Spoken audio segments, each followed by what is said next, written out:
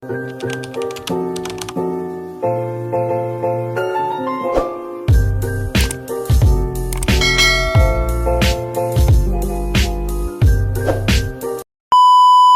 guys! Welcome back to my life update. So yun nga guys, medyo nawala-wala ako dito sa pagbablog ko kasi medyo busy tayo sa buhay.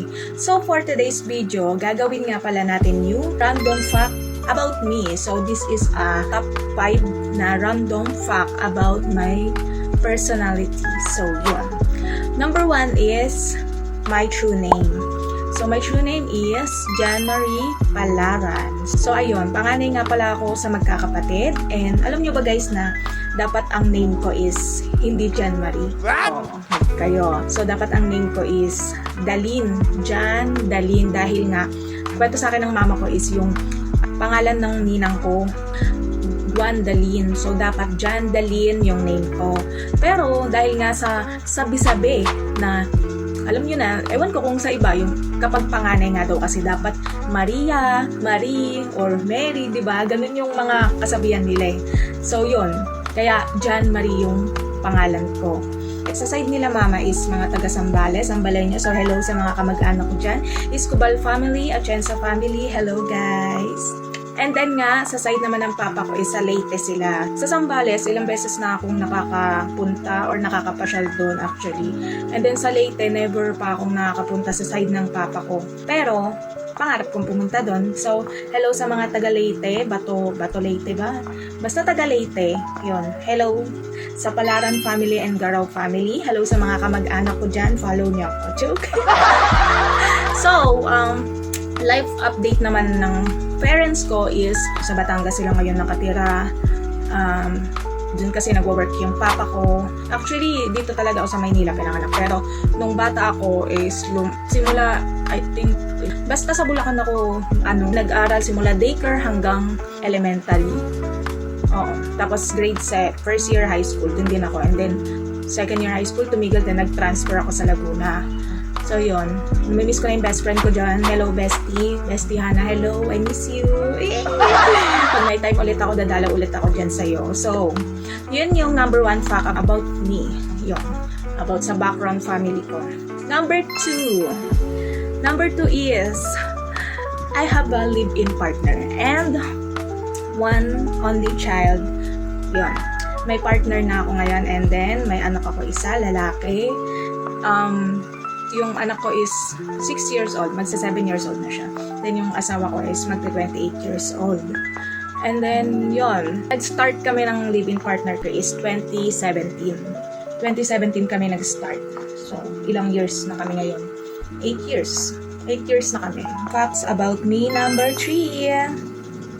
School background. So, yun.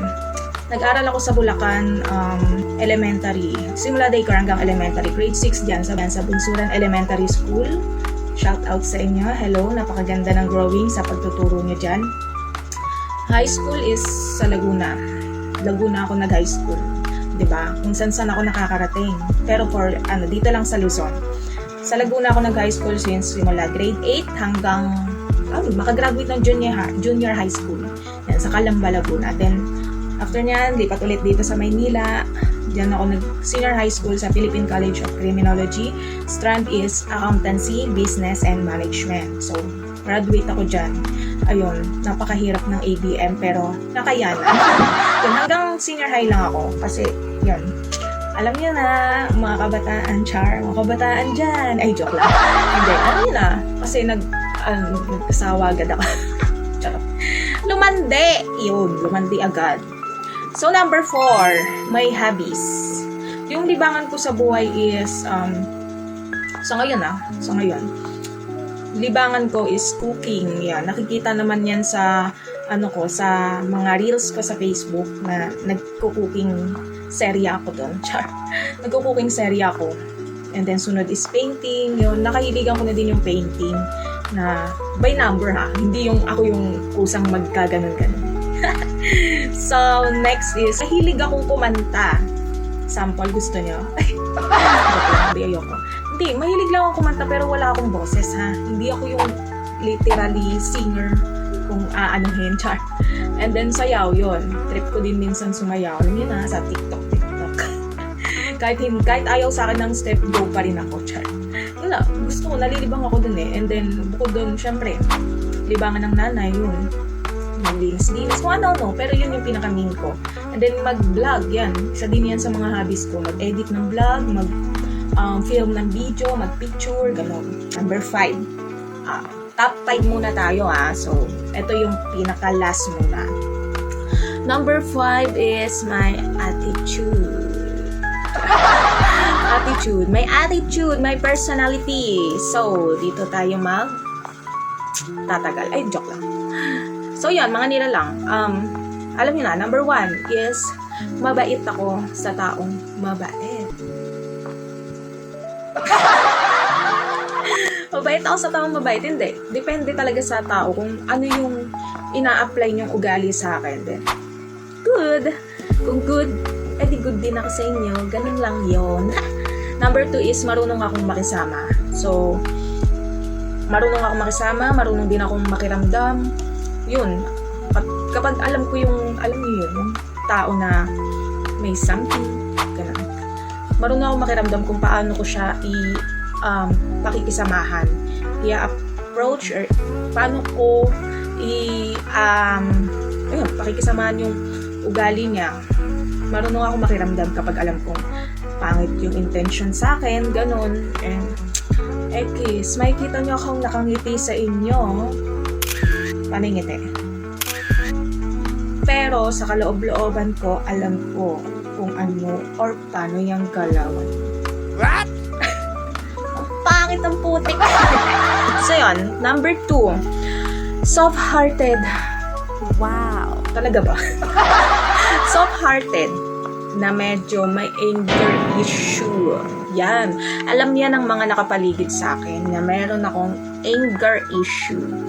Like yung, alam mo yung ugali na sinabi mo na pero tatanungin ulit. Yun. Ganun. Doon ako naiinis. Yung parang nang aasar na kailang beses na akong sabi pero tanong pa rin. Ganun. At soft-hearted ako pagdating sa mga bagay na yun. Hindi naman kailangan palakihin or like what. Pero I have an anger issue kapag yung tao is pangit yung approach sa akin. Ganon. Yun. Madali akong magalit, in short. Mabilis akong magalit. Pero deep inside, nasasaktan ako sa ginagawa ko. Kahit na marirealize mo siya in the end. Yun. Soft-hearted na may pagka-anger issue ang peg. So, sunod ay yun, moody. Moody talaga. Pag minsan may topakin talaga ako, hindi ko alam kapag siguro hindi ko gusto yung isang bagay or what. Basta may time na moody ako. Moody. Basta yun na yun. Hindi ko na kailangan ipaliwanag. Bigla-bigla ka na lang nagagalit. So, yun lang guys. This is my top 5 random facts about me. Next time is mag-upload ako ulit ng random facts. Abang-abangan nyo lang. Para naman makilala nyo kahit konti, diba? So, this is the random facts about me. So, yun lang. Dito ko tatapusin ang aking video, guys. So, see you again to my life update. Life update is Lash. Glad. Bye-bye!